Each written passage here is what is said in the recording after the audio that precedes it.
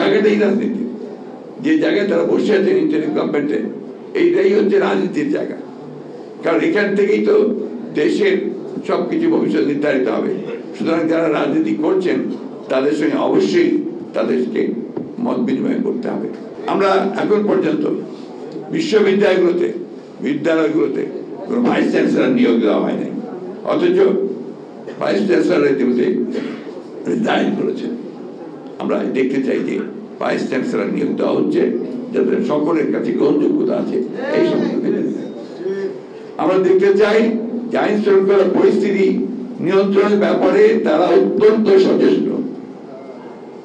এই ব্যাপারে আমরা তাদেরকে সর্বাত্মক সহযোগিতা দিয়েছি, দেব এবং এখন দেব, সব রকম প্রতিশ্রুতি আমরা দিচ্ছি। রাজনৈতিক দলগুলোর সঙ্গে এখন পর্যন্ত এই সরকারের সত্যিকার অর্থে কোনো এজেন্ডা ভিত্তিক কোনো আলোচনা হয়নি, কিন্তু রাজনীতি ছাড়া যেটা হবে না, রাজনৈতিক দলগুলোর মতামত আনতে হবে। রাজনীতি ওই জায়গাটাই রাজনীতি, যে জায়গায় তারা বসে আছেন ইন্টারিম গভর্নমেন্টে, এইটাই হচ্ছে রাজনীতির জায়গা। কারণ এখান থেকেই তো দেশের সবকিছু ভবিষ্যৎ নির্ধারিত হবে। সুতরাং যারা রাজনীতি করছেন তাদের সঙ্গে অবশ্যই তাদেরকে মত বিনিময় করতে হবে। ছাত্র নেতৃবৃন্দ যারা আজকে সহযোগিতা করছেন তাদের কাছেও আমাদের অনুরোধ হচ্ছে না, আমরা যারা অনুরোধ রাখছি যে এই বিষয়গুলোকে অত্যন্ত গুরুত্বপূর্ণ সহকারে নিয়ে এই বিপ্লবকে যেন সুসংগত করা যায়, প্রতি বিপ্লব যেন না ঘটে, এবং ইতিমধ্যে যে চক্রান্ত রকম সুর কথাবার্তা উঠে আসছে মানুষের মধ্যে, সেগুলোকে যেন আপনার প্রতিহত করা যায়, সেগুলোকে পরাজিত করে এই বিপ্লবের চেতনাকে যেন আমরা সমুন্নত রেখে একটা গণতান্ত্রিক বাংলাদেশের দিকে যেন এগিয়ে দিতে পারি, সেই বিষয়টা তাদেরকে সবসময় স্মরণ রাখতে হবে।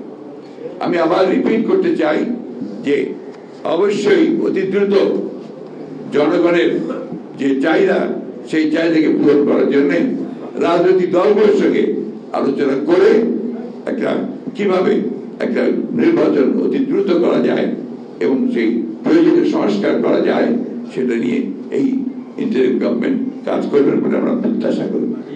আমাদের আস্থা রয়েছে, জনগণের আস্থা রয়েছে, সকলেরই আস্থা আছে, কিন্তু অবশ্যই সেটা সীমিত সময়ের মধ্যেই করতে হবে, একটা সময়ের মধ্যেই করতে হবে, যৌক্তিক সময়ের মধ্যে করতে হবে।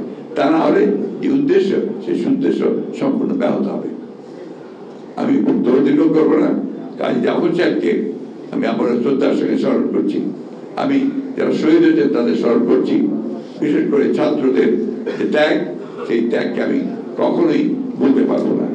আসুন আমরা আজকে সবাই ঐক্যবদ্ধ হয়ে এই ইন্টারিম গভর্নমেন্ট যেন সফল হয়, তারা যেন একটা রোড ম্যাপ দিতে পারেন, সেই রোড ম্যাপ অনুযায়ী আমরা যেন গণতন্ত্রে পৌঁছতে পারি, সেই লক্ষ্যে আমরা সবাই তাকে সহযোগিতা করি।